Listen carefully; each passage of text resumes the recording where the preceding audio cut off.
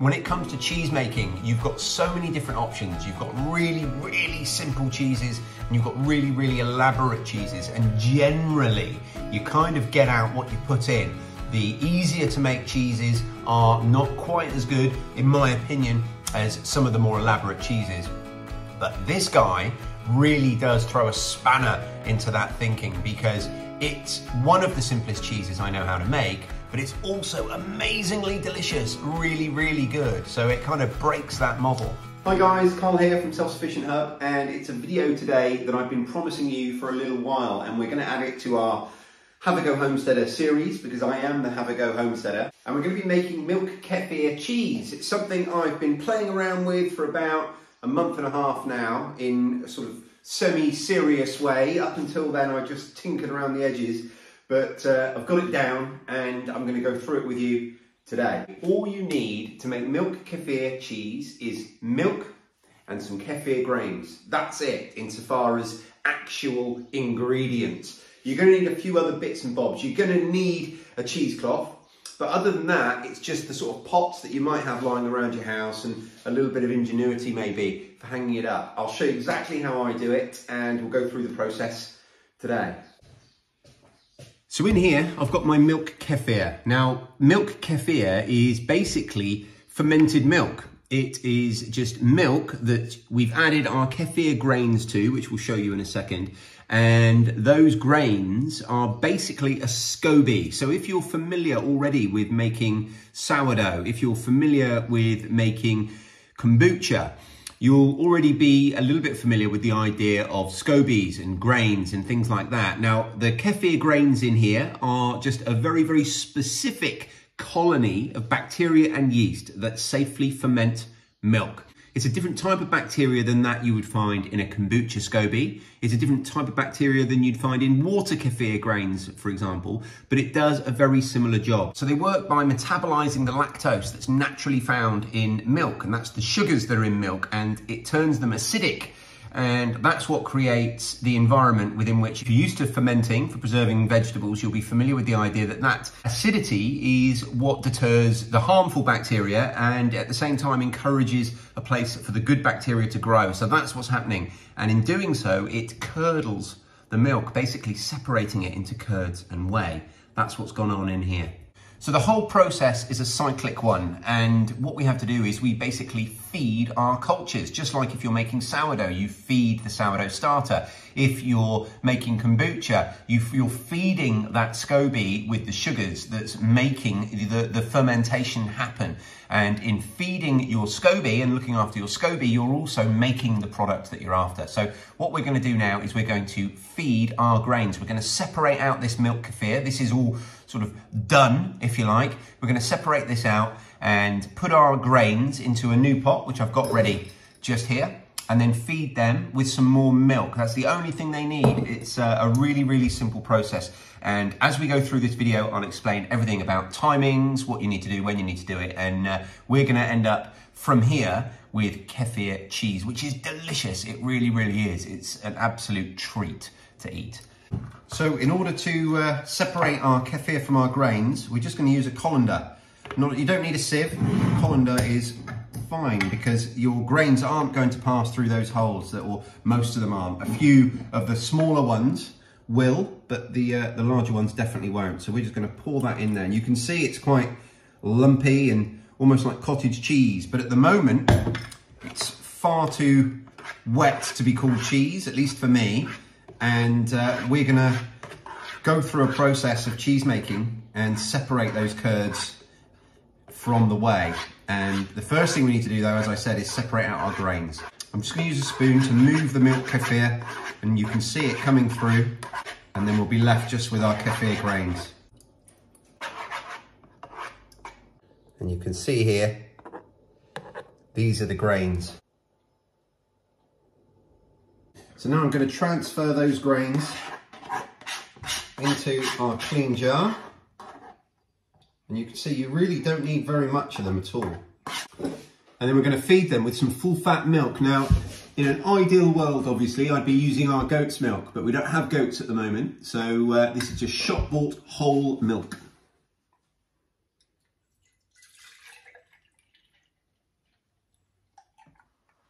And when it comes to ratios, I think it's really difficult for me to really tell you what to do, because it doesn't really matter. So long as you've got some grains in there, they're going to do the job. They might just take a little bit longer to culture the whole milk, but 1 teaspoon to a pint is definitely what's going to work for the sort of timings that I'm going to talk about today. So this guy here is now done, and we're going to leave him out on the worktop in the kitchen at room temperature for about 2 days. And in 2 days' time, this is going to be milk kefir, exactly like you saw me separate and that we've got in here now. You can see the difference. The consistency is more like a yogurt, and before we passed it through the colander, it was very sort of stiff. But now we've passed it through the colander, it's become more like a liquid. Now in the fridge down here, what we've got is some kefir cheese that's been straining through this cheesecloth. I'm going to talk all about that. But the next step for us is to pop this just straight in the fridge, because it's such a liquid, I find it just easier to manage, and we get a bit of a head start if we just let that sit for a day or so in the fridge before we put it in the cheesecloth. Now what's going to happen in there is the only bit that I'm not going to show you in this video, and it's really, really simple. It's just going to sit. And in the next day or two, it's going to just return to that sort of consistency that we saw before we put it through the colander. That's all that's going to happen. And the curds are going to solidify again, and some of the whey is going to separate out. And it just makes the process of transferring it into the cheesecloth a little bit less messy, I think. But that's literally all we're going to do. We're just going to leave that for a day or two, and then we're going to pour it into our cheesecloth, which we've got here.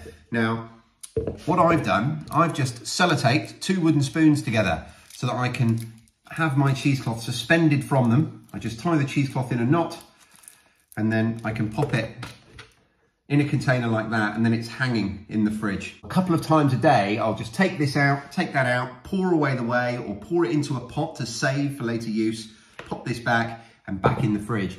And after about 2 days of hanging, you're going to get really good cheese. But this stuff's been hanging for maybe a week, so I'm expecting it to be a little bit stiffer. But before we have a look at this cheese and we get it out, I want to talk to you a little bit about timings. Again, those of you familiar with fermenting will be aware that temperature is everything. So everything I say is a rough guide. It's what works in this house, and you might have to adapt things very slightly in your house.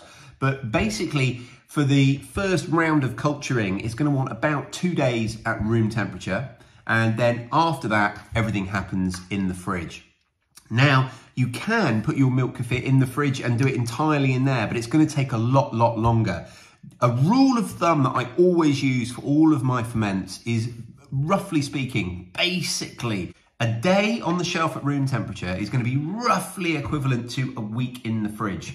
So I have no issues at all with, if I want to slow down my production, we'll do a day at room temperature and then a week in the fridge. Things like that, you can mix it up, because what's going to happen when you put it in the fridge is the speed of that bacterial reproduction that the SCOBY is doing is just going to slow right down. It won't stop, but it will slow right down. Which means if you've got too much cheese, you don't want to make any for a couple of weeks, that's not a problem. You can just put it all in the fridge. Right, let's get this out of the cheesecloth and see how it looks. So making this cheese has produced almost a pint of whey. This was quite a large batch, and the whey isn't something you have to throw away. You can use it for all the same things you would with regular cheese whey. We tend to feed it to our chickens, but you can feed it to your animals, you can drink it, you can use it as a base for stocks, you can drink it as a smoothie, you can do almost anything with it. So it's certainly not a waste product.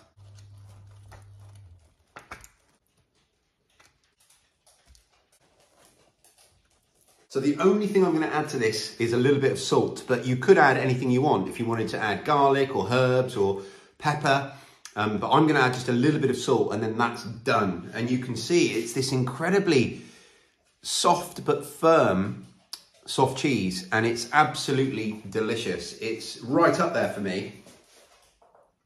I'm a huge lover of goat's cheese, and if you like a cheese with that kind of flavour, this is really, really close. It's amazingly close. So, well worth doing. So I'm just mixing in some salt now.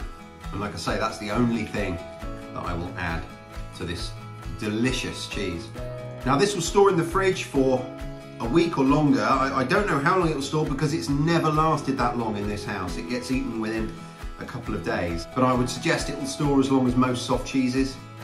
And I can't wait another few weeks when I'll be able to have some sourdough crackers with just this and some tomatoes fresh out of the garden.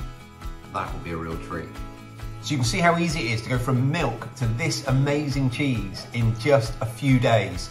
And it's one of the simplest cheese making processes I know, but the results are amazing. So generally speaking, I think when it comes to cheese making, you've got so many different options. You've got really, really simple cheeses and you've got really, really elaborate cheeses. And generally, you kind of get out what you put in. The easier to make cheeses are not quite as good, in my opinion, as some of the more elaborate cheeses.